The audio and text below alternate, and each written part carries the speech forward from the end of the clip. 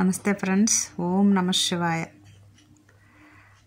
ఏంటంటే ఈరోజు సోమవారం కదండి, భోగి సోమవారం శివయ్యకి దీపారాధన చేస్తున్నానండి. ప్రత్యేకించి ఎందుకంటే అలా చెప్తున్నాను, ఈరోజు చాలా విశేషమైన రోజు అండి. మీరు కూడా వినే ఉంటారండి, ఈ పూజ చేసే ఉంటారని అనుకుంటున్నాను. ఏంటంటే మనకి భోగి సోమవారం 13వ తేదీ పడింది కదండి. మంచిగా అందరం ఉదయాన్నే చేసుకున్నాము. నేను కూడా వీడియోలో చూశానండి, అందరూ చాలా బాగా చేసుకున్నారు. అయితే దీని విశిష్టత ఏంటంటే నాకు తెలిసింది మీకు తెలియచేస్తున్నానండి. 110 సంవత్సరాల్లో ఇలాంటి 3 రకాలుగా భోగి పౌర్ణమి వచ్చాయి. 4 అవి 78లో ఒకసారి వచ్చిందంట. అప్పుడు పౌర్ణమి, భోగి, పునరుసు నక్షత్రము వచ్చాయంటండి. అలాగే 1987లో పౌర్ణమి, బుధవారం, ఆరుద్ర నక్షత్రం వచ్చిందంటండి. మళ్ళీ ఇదే సంవత్సరం వచ్చిందంట. అంటే ఈ 100 సంవత్సరాలు, ఈ 110 సంవత్సరాల్లో అనమాట. మళ్ళీ 2044లో వస్తుందంటండి. అది మనం తర్వాత చూసుకోవచ్చు. ప్రస్తుతానికి ఈ సంవత్సరం ఇలా వచ్చిందంట. చాలా విశేషమండి. చక్కగా దీపారాధన చేసుకునే ఉంటారు అనుకుంటున్నాను. మనం ఒకసారి తెలియచేసుకొని గుర్తు చేసుకుందామని చెప్తున్నానండి. ఓకే అండి.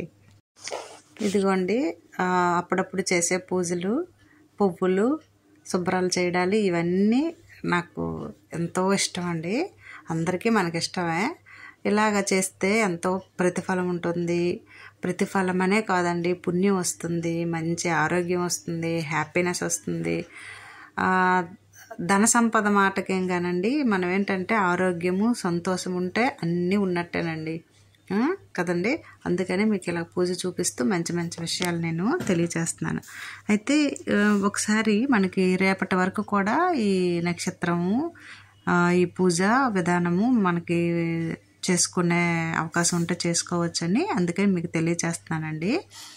ఈ పౌర్ణమి అనేది రేపు వరకు ఉంటుందంట, అంటే సంక్రాంతి వరకును. అందుకే నేను చెప్తున్నానండి, దీనిది విశిష్టత చెప్తున్నాను. సరే ఫ్రెండ్స్, ఈ 2025 జనవరి 13వ తేదీ పౌర్ణమి, సోమవారము, ఆరుద్ర నక్షత్రము, ఇంకా అసలైనది ఏంటండి, భోగి పండగ కలిసి వచ్చాయండి. అందుకే శివునికే కాదండి, మన హరికి అంటే శ్రీహరికి, వెంకటరమణమూర్తికి కూడా మనం మంచిగా ఇద్దరిని కలిపి పూజ చేసుకోవచ్చండి. ఎంతో మంచి విశేషమైన రోజంట. ఈ భోగిని శివముక్కోటి భోగిగా మనము అనుకోవచ్చటండి. 1,000 సోమవారాలు అర్చన చేసిన ఫలితం వస్తుందంట. ఈరోజు ఏం చేసినా, దీపారాధన చేసినా, దానం చేసినా, అలాగే మనం శివాలయంకి వెళ్ళి అన్నాభిషేకం అండి, అన్నాభిషేకం చేసుకున్నా కూడా మంచి ఫలితం వస్తుందంట. అలాగే బిల్వపత్రాలతో అభిషేకం చేసుకున్నా మంచిగా మనకి 1,000 సోమవారాలు అర్చన చేసిన ఫలితము వస్తుందంట. అయితే ముఖ్యంగా ఏంటంటే శివాలయంకి వెళ్ళంట మనకి ప్రాణానికి సమానమైనది, మనం అక్కడ దానితో అభిషేకం చేయాలంట స్వామికి. ప్రాణానికి సమానమైనది ఏంటండి, అన్నం, మనం తినే అన్నం. అన్నాభిషేకం చేసుకుంటే చాలా మంచిదటండి. ప్రతి సోమవారాలు అలాగే విశేషమైన రోజులు వచ్చేటప్పుడు స్వామి అలాగే చెప్తుంటారు, అలాగే చేస్తుంటామండి. మీరు కూడా చేయండి. ముఖ్యంగా ఎందుకంటండి నేను చెప్తాను, ఇది మనకి తెలుసుకోవడమే కాదండి, మనం 10 మందికి తెలిసేటట్టు చెప్పితే ఎంతో పుణ్యం అంట. అంతేకాదండి, ఈ విషయాలు తెలుసుకొని అందరికీ తెలియచేయాలి. శివయ్య శివముక్కోటి రూపంలో ఈరోజు మనకందరికీ ఆనందాన్ని కలిగిస్తున్నారండి.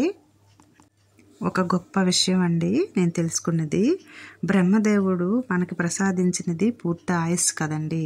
ఆ పూర్తి ఆయుస్సు మనకి కావాలంటే మన మృత్యుంజయుడైన పరమేశ్వరుని ఆరాధించాలండి తప్పనిసరిగా. శివాలయంలో మనకి చెప్పాను కదండి, ఇష్టమైనది మనం ఏదో ఒక వస్తువు, ప్రాణంతో సమానమైన వస్తువు ఏంటండి, అన్నం. అన్నంతో అభిషేకం చేయించాలండి. అలాగే మనం శివాలయంకి వెళ్ళలేదనుకోండి, ఇంటి దగ్గరైనా ఇలా చేసుకుంటే చాలా మంచిదంట.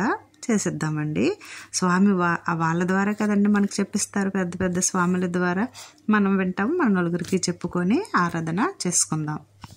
అయితే ఫ్రెండ్స్, చెప్పే ముందు నేను పూజ విధానం చూపిస్తున్నాను కదండి.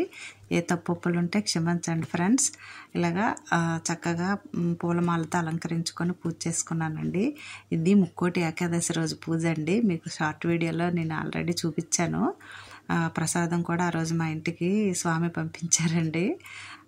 అలాగే ఆ రోజు చూసారా, మన శ్రీహరిని వెంకటరమణమూర్తి గుడికి వెళ్ళామండి, దేవాలయంకి.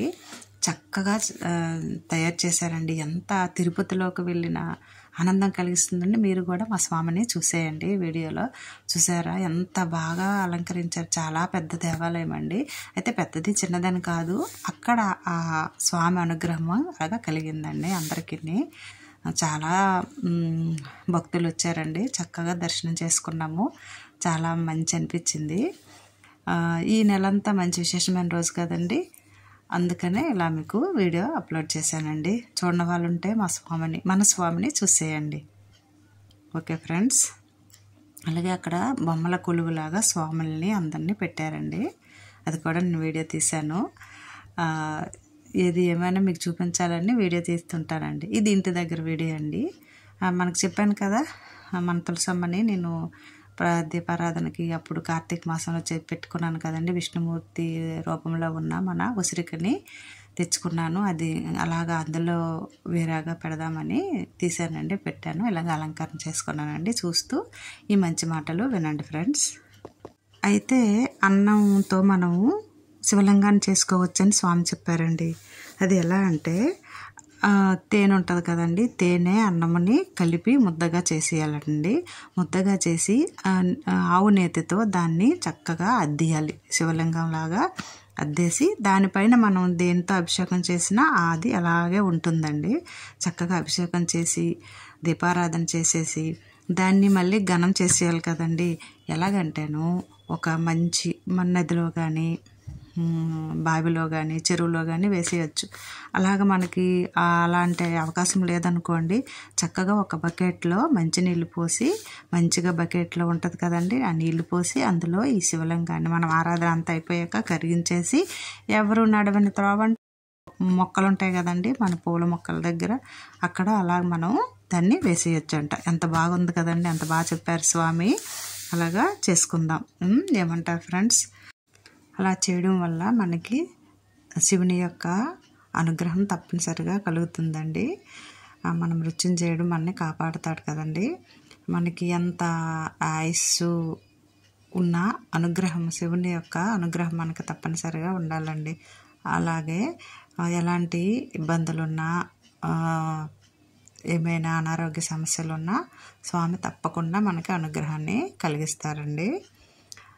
ఇంకేంటండి ఫ్రెండ్స్, చక్కగా ఈ దీపారాధన ఇలా చేసేసుకున్నానండి. అందుకే మీకు చెప్తున్నాను, ఇలా తెలుసుకొని మీకు తెలియచేయాలని చెప్పానండి.